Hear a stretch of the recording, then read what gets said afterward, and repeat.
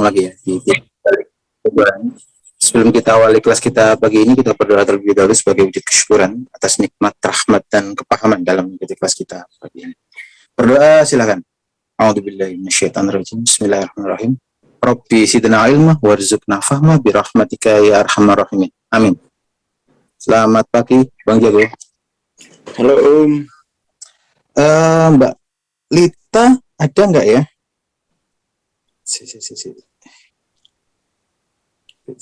Lapri pun Om. Ini ada yang mau maju Bang. Oh iya. Ada nggak ya? Soalnya habis kepaten. Apa kepaten itu? Ditinggal. Meninggal, ada yang meninggal saudaranya. Oh, apa namanya? Kesripahan. Ah iya. Kalau bahasa sini kepaten. Enggak ada lah. Terus langsung ya Kang. Oke, bismillahirrahmanirrahim. Assalamualaikum warahmatullahi wabarakatuh. Selamat pagi.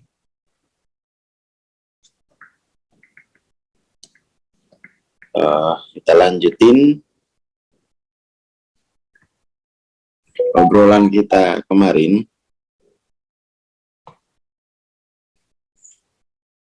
Kemarin kita sama-sama membahas yang ini ya. Ya, jadi dengan bab kemarin itu kita perlu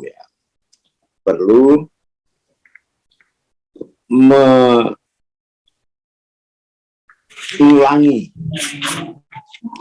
Kita perlu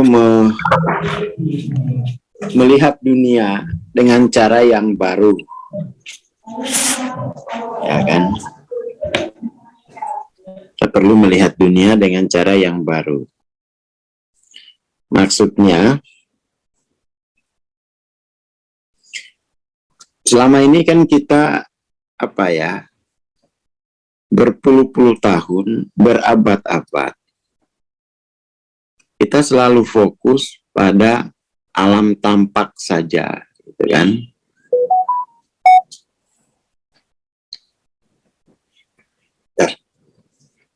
Jadi kita terlalu fokus di alam tampak, seluruh mekanisme itu, hidup itu kita pahami hanya terjadi di alam tampak. Apa-apa alam tampak, apa-apa alam tampak, apa-apa alam tampak. Jadi ada semacam pengingkaran pada alam tak tampak, medan penarik. Jadi dalam ruang waktu itu ada banyak medan penarik. Hanya saja kita tidak pernah memanfaatkannya. Kemarin misalnya kita ada kelas di Semarang. Jadi pas lagi ada kelas, ada yang nyeri, sakit, ya kan? Jadi ada yang sakit, nyeri, nggak bisa ikut kelas. Meringis, saya di pojokan, udah pucat wajahnya. Ini kayaknya harus segera bawa ke rumah sakit atau ke dokter ini. Dari situ kemudian ditransendensi. Jadi pola penariknya itu ketika ada gejala sakit, pola penarik pada ruang waktunya itu 50. Transendensi sampai 540. Hilang total sakitnya tuh. Karena sudah hilang total, saya pergi berenang, orangnya malah lari-lari. Orangnya malah lari-lari gitu ya. Orangnya lari-lari. Itu bahwa Ya ini medan penarik ini potensinya tak terbatas.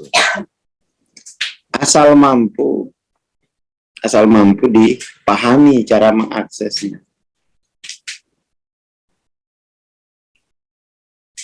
Nah, ya temuan-temuan ya. Bagi saya setiap hal kayak gitu temuan kayak begitu. Jika sudah dimodel seperti ini, itu menjadi ilmu dia. Jadi pengetahuan baru. Bayangin kalau misalnya 1 juta orang saja kita bisa mengakses medan penarik 540 ketika nyeri, ketika sakit, ketika haid misalnya. Itu terjadi revolusi sosial, terutama di bidang penyembuhan dan pengobatan. Ya kan? Cuma ini memang ilmu kayak begini bukan ilmu hafalan. Bukan ilmu hafalan. Dia harus betul-betul itu diketahui sendiri pada diri masing-masing.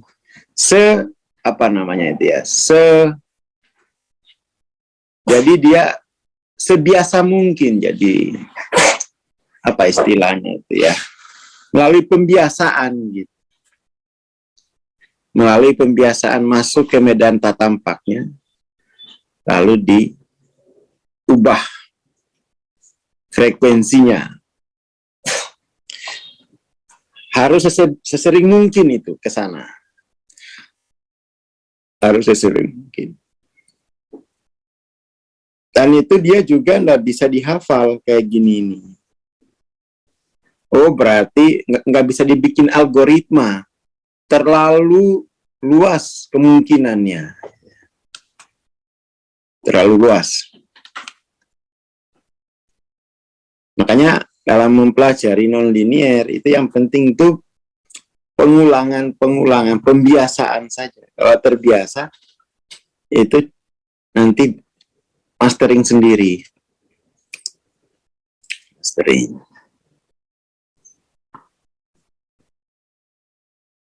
Oke ya, kita lanjut. Jadi sebenarnya kalau kita paham ini, kalau kita paham model ini, bahwa medan penarik ini masuk dalam ruang waktu dan mendorong perilaku, mendorong keputusan orang. Dalam hal apapun, dalam bisnis, dalam jodoh, ya kan, dalam keluarga, semuanya. Itu kalau kita bisa, bisa kontrol frekuensi medan penariknya, ya seperti yang kemarin nyeri itu, nyeri pinggangnya nyeri gitu ya, kumis kucing udah siap dicari lagi, kontrol frekuensinya selesai, kontrol frekuensinya selesai, seperti itu. Dan itu artinya bisa diterapkan pada bidang lain. Ya kan, hasilnya emang paling sensitif tuh di bisnis, dalam hubungan dan dalam penyakit, penyembuhan, sensitif kesadaran. Medan penarik itu sensitif. Tetapi kalau kita lihat Hawking itu bahkan dalam hubungan diplomatik antar negara itu harus dipetakan medan penariknya. Jangan sampai kita ini korban medan penarik lemah. Ya, jangan sampai menjadi korban medan penarik lemah.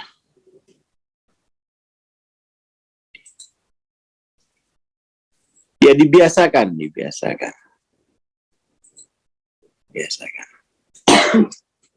Sekarang mari kita masuk ke level ini ya, ke halaman 51 di PDF saya. Level-level di bawah kalibrasi 200 cenderung menyebar sendiri karena kenikmatan emosi dari sindrom hewani ya. Kita bilang aja insting hewani itu sindrom. sindrom. Jangan sampai dianggap apa ya? Jangan sampai dianggap warisan dari hewan lah, hewan siapa. Tapi kalau sindrom, ya itu namanya juga sindrom itu kan gejala sakit ya, sakit hewan. Nah ini orangnya datang nih ya, kayaknya besok langsung beli papan nama. Tabib Giant menerima segala keluhan sakit. Alhamdulillah ketemu perbedaan dimensi material dan non material. Jadi orang yang hanya mengetahui alam fisik, toh itu mengalami sindrom hewani, ya kan? Sindrom hewani. Makanya manusia itu adalah binatang yang bisa berpikir. Karena medan pengalamannya ya sama saja dengan binatang. Satu kingdom. Kalau bahasanya Rocky Gerung, satu kolam. Satu kolam, beda coupling.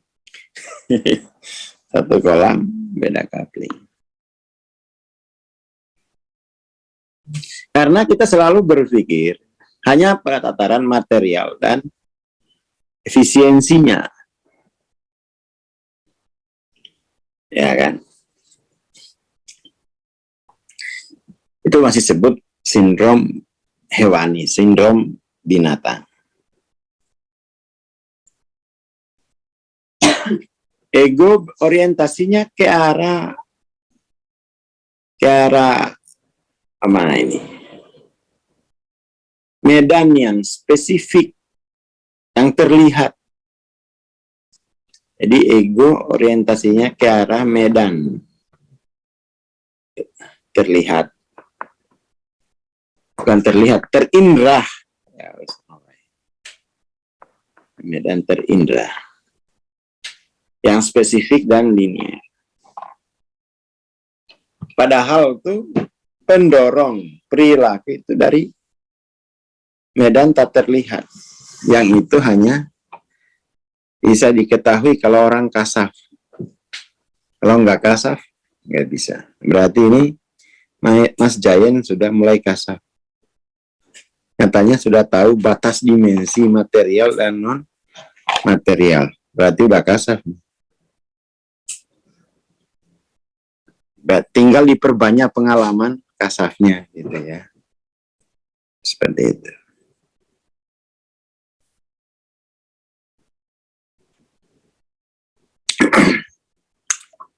Dampaknya ya. Jadi karena hanya fokus ke medan atau unit yang terindra, dampaknya terhadap penglihatan bersifat eksklusif. Eksklusif itu ya hanya pada saya sendiri dan terbatas untuk fokus, terutama pada sisi dekat objek. Kita ambil contoh kemarin misalnya, ketika dia sakit itu kan pada kesayaannya sendiri kan. Akhirnya ya menderita. Ketika sakit itu dilampaui, sakit ini tidak berdiri pada kesayaannya sendiri, tetapi itu sebuah, katakan, jenis irama di alam semesta. Nah, kemudian itu kita menjadi meluas. Dan sakit tadi tiba-tiba bergabung dengan irama yang lain, irama angin, irama suara kodok, irama suara burung, dan sakitnya ternyata hanya 0,1 dari 99 irama. Tapi karena kesayaannya menempati posisi sendiri-sendiri, beban yang 0,1 tadi menjadi 1 ton. Menjadi 99, dan melihat lagi seluruh kesatuannya. Itu bahayanya kalau berkesayaan sendiri-sendiri. Ya kan? Upil anak kecil dibilang bom nuklir. seperti itu. Tapi itu memang sengaja dikembangkan sikap kebersayaan sendiri-sendiri tadi. Untuk apa? Agar bisa dimanipulasi. Maksudnya itu gini. Ilmu alam tampak.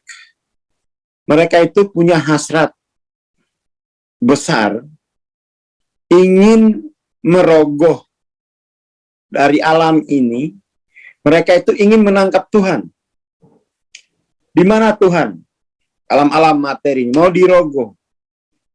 Makanya kemudian tuh, kalau kita merogoh unit terkecil alam semesta, inti alam semesta, Tuhan, kita tidak bisa kita tidak bisa merogohnya di alam yang besar ini. Maka kemudian tuh kita bikin lokalitas saja. Kita terapkan kebersayaan sendiri-sendiri, baru kita rogoh yang satu itu, salah satu unit dari keseluruhan alam semesta. Kan sama saja. Itu maksudnya agar mempermudah manipulasi. Jadi salah satu keinginan terbesar para saintis itu ingin merogoh apa sih unit terkecil dari alam semesta ini. Kalau unit itu kecekel, kita interogasi, kita tahu sifatnya, kita bisa kontrol, maka kita akan baik-baik saja di alam ini. Itu impian terbesar mereka. Metodenya adalah deduktif. Sikapnya adalah kebersayaan sendiri-sendiri. Seperti itu. Jadi kita harus tahu apa tujuan mereka menetapkan fragmentasi. Ya biar lebih mudah mencarinya. Kalau di otak bagian mana? Kita pecah-pecahin saja itu. Jadi prinsipnya dia itu bahwa mereka mencari unit terkecil dari bangunan alam raya ini. Apa unit paling kecilnya yang merupakan penentu intinya? Kalau itu bisa kita interogasi, maka rahasia alam semesta ini menjadi terbuka dan kita bisa bikin produk baru untuk dijual di Indonesia. Itu intinya. Intinya itu. Tapi sampai sekarang, pencarian unit inti di alam semesta ini tidak ketemu-ketemu. Ya kan? Tidak ketemu. Malah menemukan alam yang mengagetkan mereka. Ini disebut dengan fenomena kuantum. Di mana di medan kuantum itu semuanya bersifat relatif. Jadi relatif itu maksudnya kadang berperilaku sebagai partikel, kadang berperilaku sebagai gelombang. Malah nggak jelas ini. Malah nggak jelas. Jadi mau diterapkan standar yang mana? Karena itu antara partikel dan gelombang itu sifatnya bersifat dikotomis. Kalau sifat gelombang berarti bukan sifat partikel, materi. Kalau sifat materi berarti bukan sifat gelombang. Mumet akhirnya. Piye kok berkepribadian ganda kayak gini alam semesta ini. Gitu ya. Padahal niat awalnya itu mau merogoh unit paling kecil baru kita lihat kepribadiannya. Sekarang udah bisa nulis rasa sakit bagian keilahian dari seluruh irama keilahian di alam semesta. Indahnya kata-kata. Sebelum-sebelumnya kayak aduh kumis kucing. Sekarang jadi puitis. Ya karena hadir di sana dia. Nulis saja udah bagus seluruh irama keilahian. Piejal. Yes, sebagian keilahian dan dari seluruh irama keilahian. Ngeri banget kata-katanya ini, yes. Ini bisa ketemu Fajar, saat Boy dijadikan gombal cewek, ini dapat 3 ini. Terlalu indah. Ini kursusnya kapan bikin kata-katanya ini? Kok jadi pintar sekarang? Jadi pintar. Ya karena ketemu dia, masuk ke sana. Masuk ke sana. Otentik bahasanya ini, otentik. Jadi ya pada akhirnya para ilmuwan tuh ketemu hal yang membingungkan mereka. Disitulah kemudian tuh logika dasar untuk yang mereka pakai untuk merogoh alam semesta kacau. Logika Aristoteles itu kan anti kontradiksi. Kalau dia gelombang, ya nggak mungkin jadi materi. Itu logika anti kontradiksi. Kenyataannya di alam, ya gelombang ya partikel. Situ terjadi pergeseran logika dari fix ke relatif gitu. Akhirnya muncul logika-logika baru yang itu ternyata kita selama ini itu memahami alam dengan logika otak kiri toh. Tidak dengan logika otak kanan, tapi kenyataannya bahwa tidak, alam ini support dengan segala macam kontradiksi, logika kontradiksi. Ya kadang ini, ya kadang itu, kan gitu. Logikanya kadang partikel, kadang gelombang. Jadi yang mana? Mau diterapkan hukum tunggal yang mana? Ya nggak bisa. Karena kenyataan itu ada 2. Ada yang tak tampak, ada yang tampak. Situ dia. Akhirnya para saintis itu banyak yang masuk ke wilayah spiritual. Banyak guru-guru fisika itu masuk ke wilayah spiritual. Masuk. Dan mereka kemudian tuh lebih cerdas mengembangkan ilmu karena terbiasa. Terbiasa. Ya. Spirit berorientasi pada konteks dan keseluruhan. Nah, ini kayak tulisannya Mas Cayen. Sehingga bersifat inklusif dan berfokus pada sisi jauh objek. Jadi ya maksudnya itu perhatian pada unit objek itu menjadi pudar.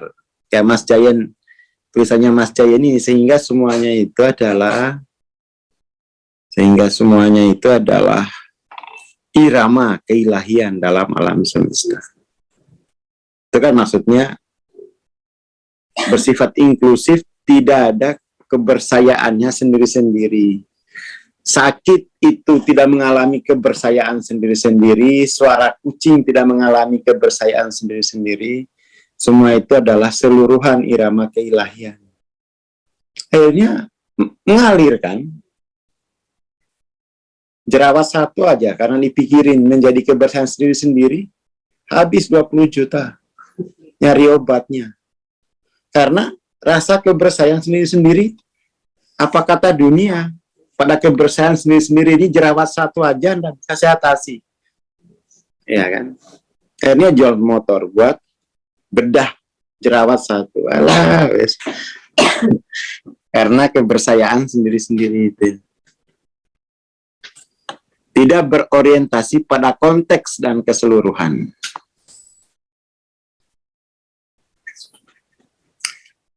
Nah, spirit itu medannya menyebar.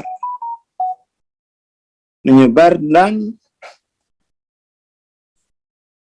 bukan lokal. Bukan lokal. Memang sensasinya itu bisa dialami lokal karena ya tubuh, ada pikiran di sana. Tetapi medannya itu tidak lokal. Medan non-lokal inilah yang kemudian itu difragmentasi, dilokalisir, diisolasi sebagai sendiri-sendiri biar gampang dirogoh, kan gitu. Aslinya itu gitu, biar gampang dirogoh. Jadi kita isolasi satu aja, ya kan? Kita isolasi satu, kalau yang satu ini kita teliti sampai ketemu inti terdalamnya. Kalau sudah ketemu satu ya sama aja berarti. Ya, seperti itu. Jadi akhirnya tuh yang mengalami semacam Mas Jayen, dia bisa mengerti bahasa Hawking ini. Oh ini bahasanya bagus ya Hawking ini. Yang saya alami kemarin misalnya, dibahasakan seperti ini.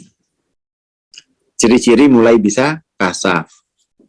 Bisa memahami hubungan antara alam tampak dengan jiwanya sendiri. Ciri-ciri mulai kasaf. Karena ego itu punya posisionalitas. Maka kemudian tuh kerangka waktunya berubah. Rangka waktu, ego tadi itu, karena dia sudah memisahkan, melokalisir dirinya, terpisah dengan keseluruhan, atau bagian kebersayaan sendiri-sendiri. Jadi ketika dia melihat dirinya terpisah, maka melihat seluruh yang lain itu juga punya kebersayaan sendiri-sendiri. Kalau dia tidak punya lokalitas kebersayaannya itu tadi, maka semua tidak punya lokalitas.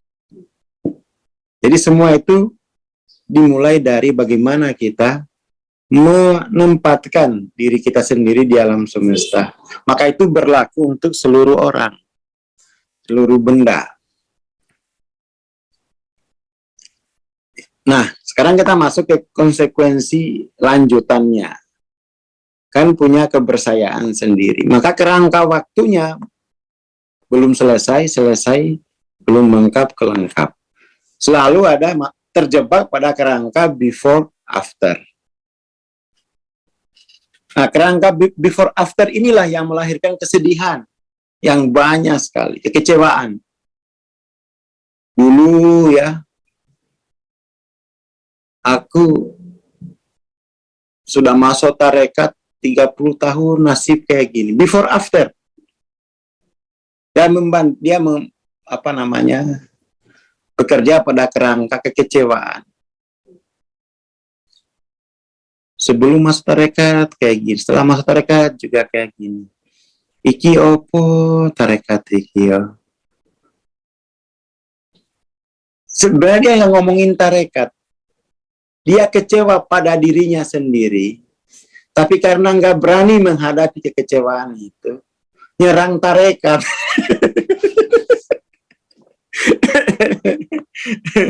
Ya Allah, padahal itu adalah ya kecewa dengan dirinya sendiri. Gitu. Apa maunya Tuhan ini?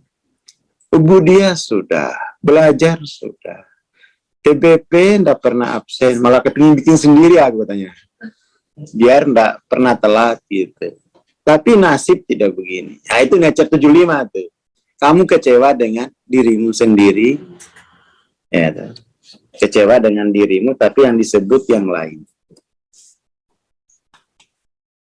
Itu harus transendensi. Jadi 75 ini ya seperti itu hidupnya. Apa saya ini ya? Ciri-ciri itu kalau udah banyak komplain, kemana-mana komplain jiwanya, itu dia menghasrati kesedihan. Kesedihan.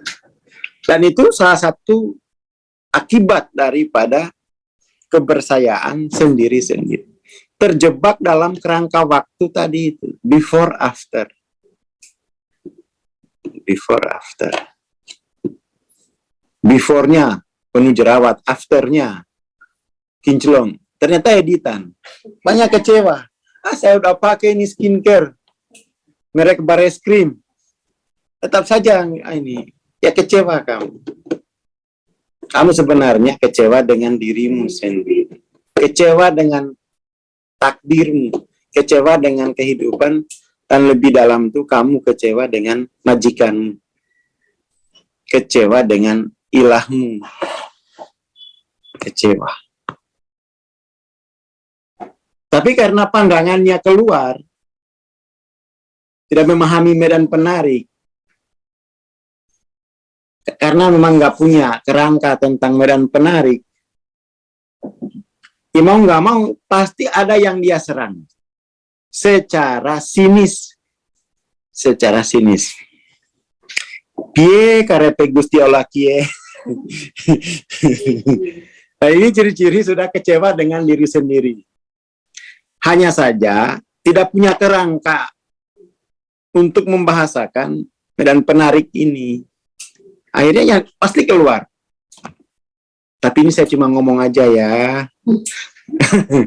Saya cuma memberi masukan. Saya sih cuma ngomong aja, saya enggak apa-apa saya. Ciri jiwa 75. Saya sih cuma ngomongin aja gitu ya. Netizen itu kan banyak, saya komen tuh ya. Kita sih cuma memberitahu doang gitu. Iya, kecewa dengan dirimu kan. Akhirnya sibuk ngurusin orang. Akhirnya kelelahan kronis, burnout. Saking kecewa sama dirinya, akhirnya lihat keluar.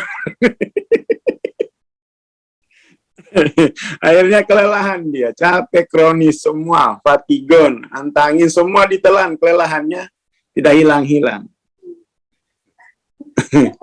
Gimana mau hilang? Dia lelah dengan dirinya sendiri.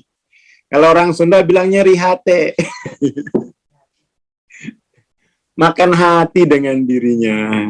Nah, akhirnya nyalakan pasangan. Ada lagi, siapa lagi ya? Nah, ini siapa lagi pasangan yang menyalahkan pasangan? Nah, itu kesedihan yang mendalam.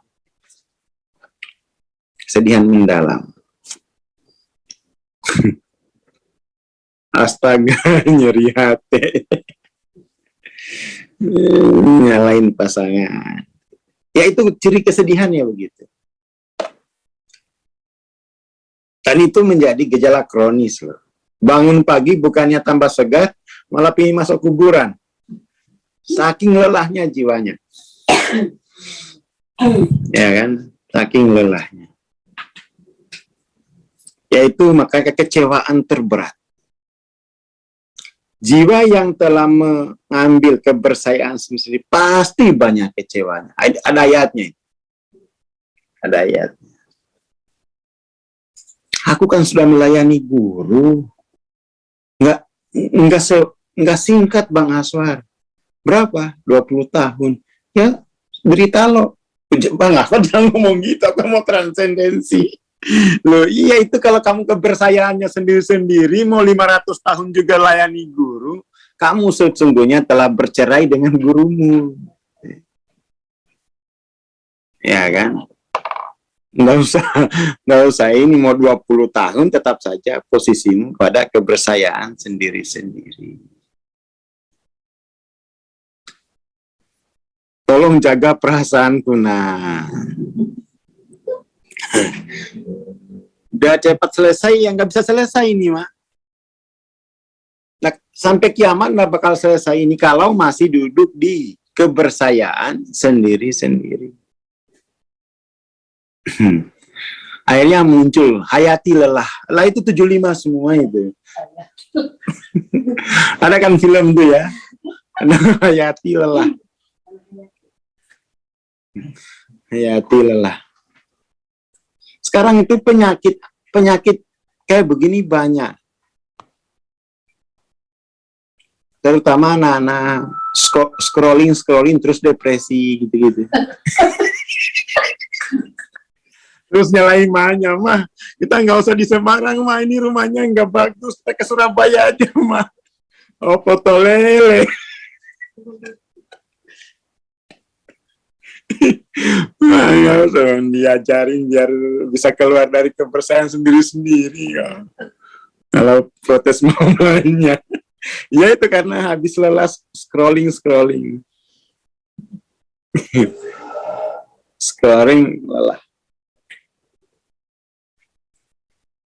Semua ramuan diminum. Jamu segar waras, jamu segar-segar, semua. Nggak bisa karena lelah hati, lelah perasaan. Capek. Dan itu memang sudah ada disebutin ada ayatnya. Kamu akan lelah jiwa. Jadi lelah jiwa itu karena dia sebenarnya telah kecewa dengan dirinya, tapi tidak mau mengecewakan orang lain.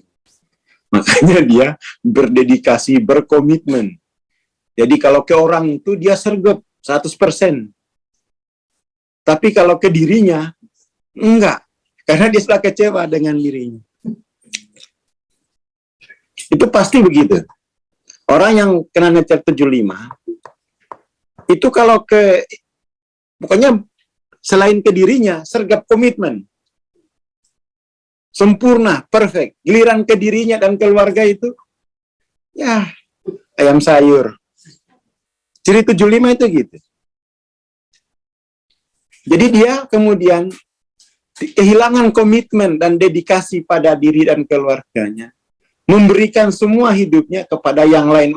Udah ciri-ciri wes itu. Ciri-ciri wes. Dah di-cut aja dulu biar kembali berdedikasi pada diri dan keluarganya. Biar dia menghadapi rasa kecewanya itu. Sama aja kan? Orang-orang Indonesia ini sekarang itu dikit-dikit Erdogan yang dibanggain. Dikit-dikit Turki yang dibanggain. Udah Pak Jokowi udah cakep sudah itu udah. Negara orang yang dibanggain gitu. Banyak kesedihan di hatinya. Ngaji tapi masih sedih.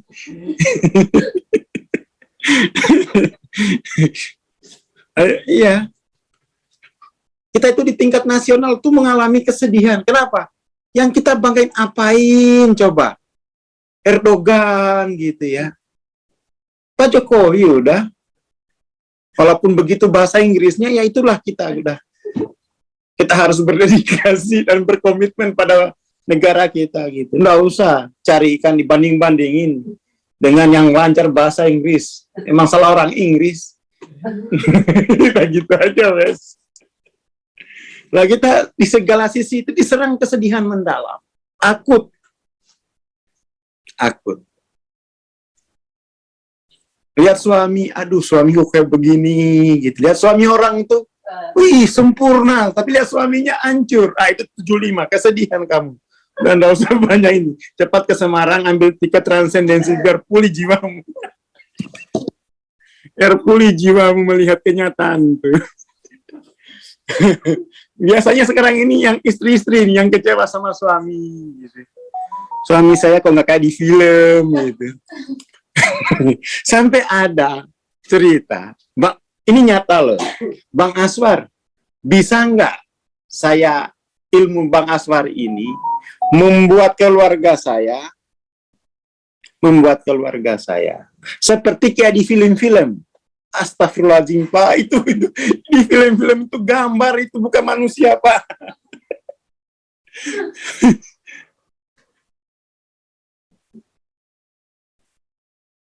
Seperti itu. Dia telah kecewa dengan keluarganya, dengan dirinya, dengan bangsanya, dengan komunitasnya. Lalu pokoknya rumput tetangga selalu lebih indah. 75 tuh udah. 75 nabung yang banyak, nabung 5,5 juta, sembuhkan jiwamu nak. Sembuhkan jiwamu Pak, wes. Ngelihat artis saya paling cakep gitu. Lihat istri itu udah sumpek. Udah kecewa dengan dirinya. Cepat-cepat ditabungin duit 1.000 tentelos biar sembuh itu jiwa itu.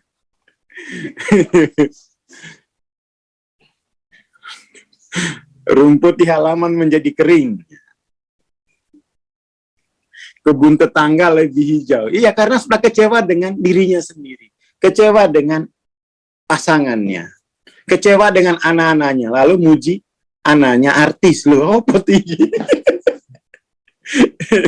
Kebunnya sendiri nggak pernah digarap, udah garap kebun yang lain gitu. Bagusnya kebun. Terus apa itu? Ya saya yang garap nih katanya. Ya kan? Saya yang garap. Lah, punyamu mana? Enggak, saya di sini ya. Saya ini berbakti ubudiah. Lah itu ciri-ciri 75, Lur. Saya capek minum obat terus. Kenapa mbak-mbak saya beri turunan penyakit kok? Enggak warisan yang banyak diturunkan, malah nurunin penyakit. Dia telah kecewa dengan dirinya. Itu banyak hadisnya, Pak. Ada ayatnya juga tentang penyakit seperti ini. Terperangkap dalam kerangka waktu yang 3 itu. Nah, itu nggak ada obatnya. Pokoknya lihat dunia ini, lihat dunianya sendiri itu selalu minus. Lihat dunia orang lain itu selalu plus, padahal itu sama misalnya. Kamu masih beruntung sih ya punya istri begini. Aslinya podo wae. Tapi karena jiwanya tidak seimbang, telah mengalami kekecewaan pada dirinya, akhirnya ya kayak gitu, jatuhnya kayak gitu. Yang begini-begini ini larinya ke komunitas keagamaan nih. Alasan melayani Tuhan, nah layani keluargamu sono. Iya. Saya punya bukti-buktinya teman-teman saya itu. Larinya ini ke komunitas-komunitas agama. Orang-orang yang kecewa dengan dirinya itu larinya ke komunitas spiritual. Nah, itu biasanya paling komit, paling berdedikasi. Makanya kemudian tuh ya, fenomena yang semacam itu juga terjadi di zaman lampau, di zamannya Karl Marx. Orang-orang yang beragama itu orang-orang yang kecewa dengan diri mereka sendiri, baru teriak lantang atas nama Tuhan. Jadi Tuhan ini banyak dipidatokan oleh jiwa yang menes, jiwa yang kecewa dengan diri mereka. Baru ceritalah dia tentang masa lalu orang lain. Apa orang lain mau cerita ke? Ceritain mbahmu loh. Enggak, bahasa itu nggak ada prestasinya. Walah, bocah iki.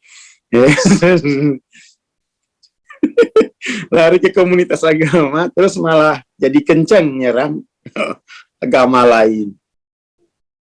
Inferior. Muaranya pelampiasan. Itu nyata itu. Nyata. Makanya komunitas-komunitas spiritual itu harus disterilkan sama jiwa-jiwa. Kamu kalau mau begitu terapi dulu ya. Kamu mau masuk ke sini itu kalau sudah tumbuh jiwa, baru dia persembahkan dari jiwa terbaik. Jangan ini gitu. Jangan datang karena kamu kecewa pada dirimu. Lalu kamu tunjukkan dedikasi pada dunia dirimu dulu. Kuan fusakum kata Nabi. Kata Quran ya. Kuan fusakum dulu, baru wa ahlikum. Seperti itu. Komunitas agama untuk meningkatkan pencitraan diri dari luar. Tapi nggak tahu gimana dalamannya. Ya itu. Fenomena ini menjadi, udahlah Indonesia banget. Indonesia banget. Kau tahu Bang pernah tahu aku nature ini itu dia dikibulin nature ini. Dari level tubuh, ciri-ciri level tubuh itu industri kayak suplemen tambahan meningkat itu karena jiwa banyak kecewa terhadap dirinya. Akhirnya layu dia. Pokoknya industri minuman apa? Isotonik ya. Minuman-minuman yang iklannya jreng. Untuk membuat jreng. Ya itu tuh karena 75 ini. Dalam industri hiburan juga begitu terjadi sebenarnya. Di mana dulu ada era 4 mata itu. Tapi itu menunjukkan orang kecewa dengan diri lalu menertawai orang, ya kan? Ya obat kuat. Itu juga sama itu. Kekecewaan dengan diri sendiri larinya ke obat kuat. Gitu ya, Mas Welian.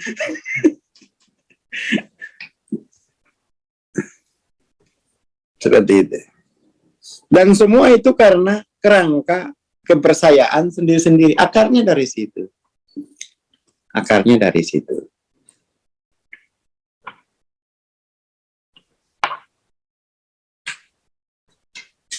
Oke, jadi kerangka waktunya ini selesai sudah. Selesai. Kena kecewa. Ada lagi yang lebih parah. Kena nature 30. Hati-hati. Ya, ini paling banyak ini. Nature 30. Nature 30 itu lebih parah daripada 75. Nature 30 itu dia, aku itu menjalani proses untuk dia. Hati-hati. Aku itu menjalani proses untuk dia. Nah, seperti itu. Hanya untuk dia. Itu banyak dialami oleh anak sekolah. Bangun pagi itu untuk ibuku, bukan untuk jiwaku sendiri.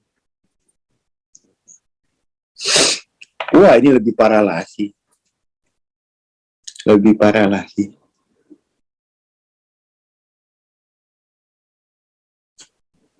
Jadi bahwa proses ini itu buat dia. Ketika yang buat dia tadi sudah tidak ada, kecewanya nauzubillah. Langsung useless. Useless. Contoh-contoh kalau di kampung gitu ya. Kalau di kampung.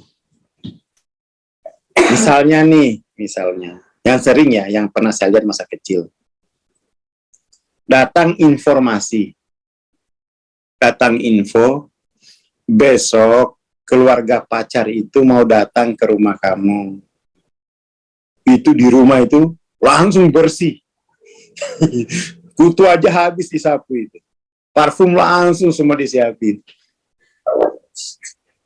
Ternyata setelah sudah rapi, besoknya dengar kabar, mereka pergi rekreasi. Nggak ada datang. Keselnya minta ampun. Kurang ajar ya. Aku udah siap-siap. Ya masalahnya kamu melakukan itu, proses itu untuk dia, bukan prosesmu sendiri. Sakitnya di situ. Kurang ajar. Itu bisa bunuh-bunuhan kalau di kampung. Harusnya kan ya datang saja udah. Memang prosesku begini, nggak usah untuk kamu dilebihkan, untuk diriku nggak usah. Nah, kita itu banyak budaya kayak begitu di masyarakat itu. Di keluarga, ini belajar ini untuk guruku. Ngapain gurumu? Kamu kasih perolehan gitu. Ya kan, di kampung itu masih kayak begitu. Makanya anak-anak setelah putus sekolah nggak mau lagi belajar karena itu bukan prosesnya.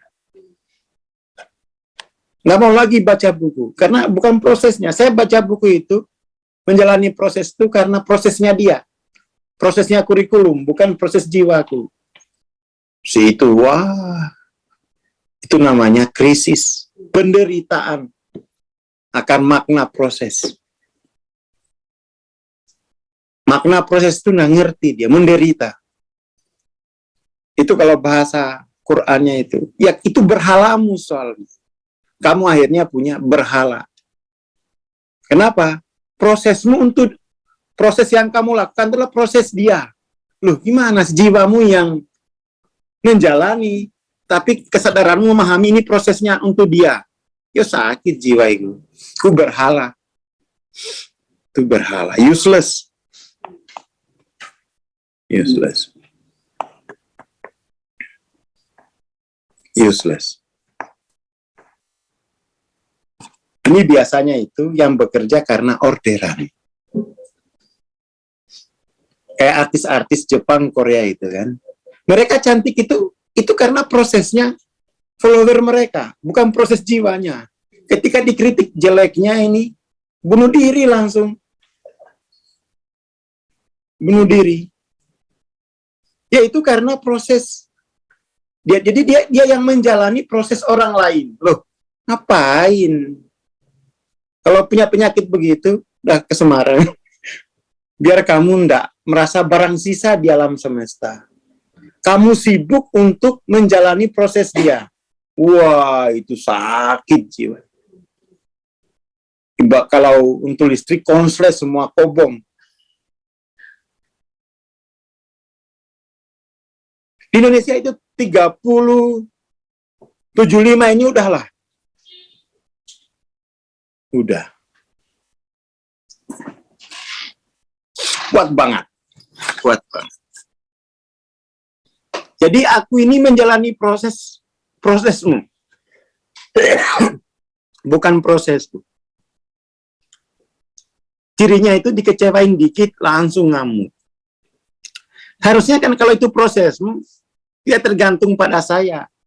Nikmatin prosesmu. Tapi karena ini proses yang saya jalani prosesnya dia, ketika nggak ada yang kelas tadi itu, muring-muring.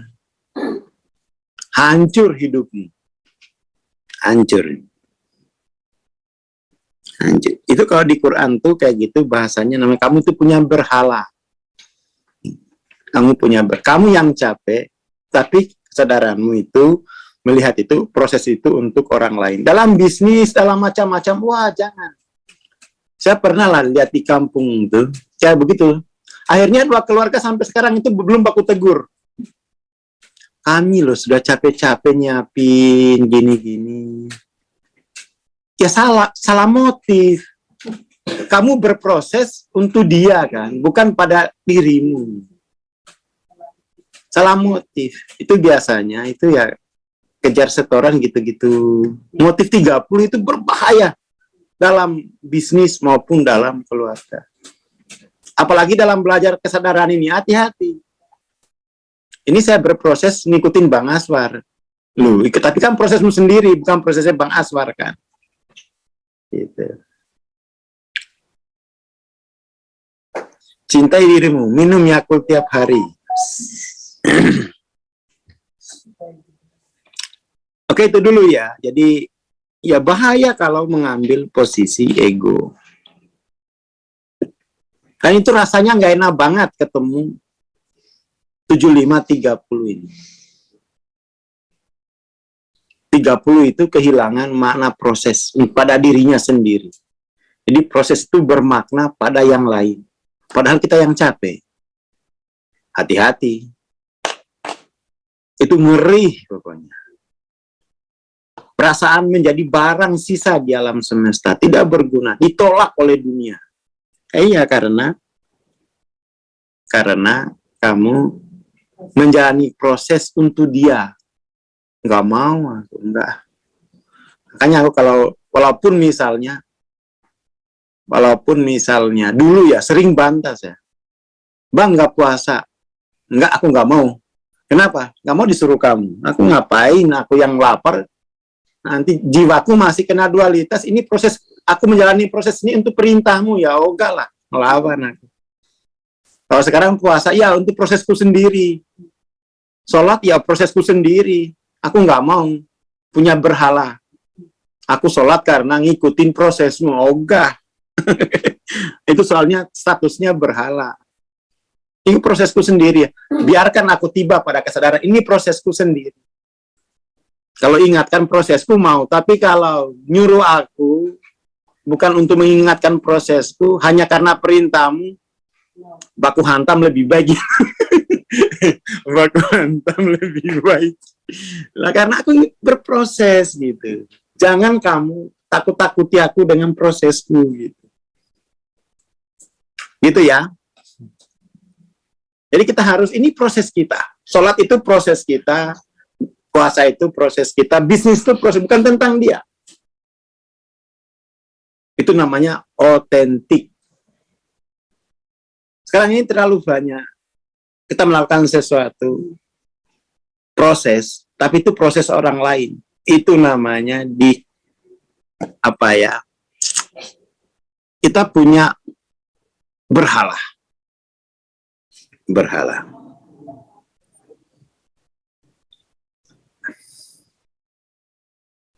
Kamu mendiri.